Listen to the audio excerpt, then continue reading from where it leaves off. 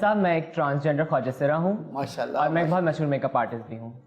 تو میری کہانی یہاں سے شروع ہوتی ہے. ٹرانسجینڈر ہیں جی. اور خواجہ سرا. خواجہ سرا ہیں. جی. اب تو آپ کے بہت رائٹس ہو گئے ہیں. جی صحیح. شناختی کارڈ بن گیا ہے، اب تو بن جائے گا. جی 21 کراس کر لیا نا آپ نے.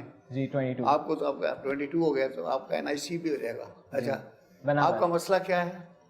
جج صاحب میری کہانی یوں اسٹارٹ ہوتی ہے کہ جب میں 14 سال کا تھا تو میرے باپ نے میری ماں کو بولا کہ تمہارا بیٹا تو زنانہ ہے، تمہارا بیٹا تو خواجہ سرا ہے، تو اس کو یتیم خانے چھوڑ کے آ جاؤ.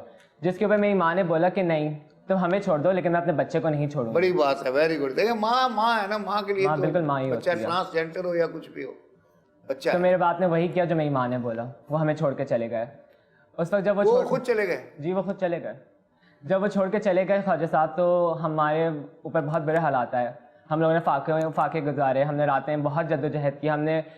میں نے ہوٹل میں برتن دھوئے، میں نے گارمنٹس بھیجے، میں نے وہ کیا جو میں اپنی ماں کو حلال کی محنت کی روٹی دینے کے لیے مجھے کرنا پڑا. میں نے وہ کیا، لیکن اس وقت میرے لیے بہت مشکل تھا کیونکہ آپ کو تو پتہ ہے خواجہ صاحب کے لوگ ہمیں کس نظر سے دیکھتے ہیں، ہمیں تو لوگ کمتر ہی سمجھتے ہیں. تو اس وقت میرے لیے بہت مشکل تھا.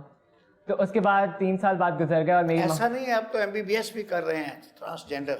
لیکن خواجہ صاحب 10 سال پہلے تو یہ بات بالکل اس وقت نہیں تھی. اس وقت تو بالکل بھی تصور ہی نہیں تھا. جی جی بیٹا. تو اس کے بعد جو 3 سال بعد میری ماں نے میرے باپ کا غم اتنا لیا کہ وہ ہمیں چھوڑ کے چلا گیا کہ میری ماں اس دنیا سے فانی ہو گئی. جی. تو اس وقت تو میرے اوپر ایک بجلی کے طور پہ وہ وقت گزرا کیونکہ اچھا آپ کے اور کوئی بہن بھائی نہیں تھے؟ جی نہیں، میں ایک ہی اچھا، یو واز اونلی چائلڈ. یس. اچھا، یہ ابا بھاگے کیوں؟ کہتے تھے کہ یہ خواجہ سرا ہے، میں اس کو نہیں رکھوں گا اپنے پاس. میں نہیں رکھوں گا تو امی نے کہا کہ پھر تم مت رہو. ہاں تو پھر تم مت رہو، تو وہ چلے گئے. اچھا وہ چلے گئے. جی. ٹھیک ہے. ہاں. تو وہ وقت میرے اوپر بہت کٹھن گزرا. جب میری ماں گزری میں نے بہت مشکلوں سے وہ وقت گزارا. مجھے ڈپریشن کا بھی سامنا کرنا پڑا. لیکن اس کے بعد پھر مجھے اپنی کمیونٹی ملی، میں خواجہ سرا ملے. میری کمیونٹی نے مجھے ہنر دیا، مجھے ڈانس کرنا سکھایا. لیکن میں بولا میں ڈانس نہیں کرنا چاہتا، مجھے عزت کی روٹی کمانی، مجھے حلال کمانا ہے. تو انہوں نے وہ بات سمجھی، انہوں نے بولا ٹھیک ہے ہم تمہیں ایک اچھے میک اپ کے انسٹیٹیوشن میں لگا کے رکھتے ہیں، تم وہاں پہ میک اپ سیکھو. میک اپ سیکھ لو. Very good. تو پھر میں نے وہاں سے میک اپ سیکھا.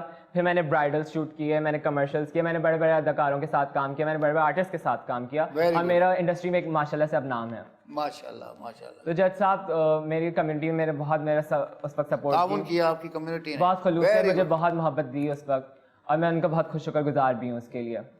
تو ایسی ایک دن میں کام کرتا شوٹ پہ، تو میرے والد صاحب کے ایک دوست ہے میرے پاس کہ کہہ رہے ہیں کہ تم اپنے والد صاحب سے مل لو، وہ حالت نظم ہے اور وہ تم سے ملنا چاہتے ہیں. اچھا. تو میں نے جب یہ بات سنی تو میں نے بولا ٹھیک ہے، وہ میرے والد صاحب ہیں، انہوں نے ان کے وجود سے میرا وجود ہے، تو میں ضرور ان سے ملنا چاہوں گا. بہت اچھا کیا آپ نے. Thank you. Good decision. Very good. I like it.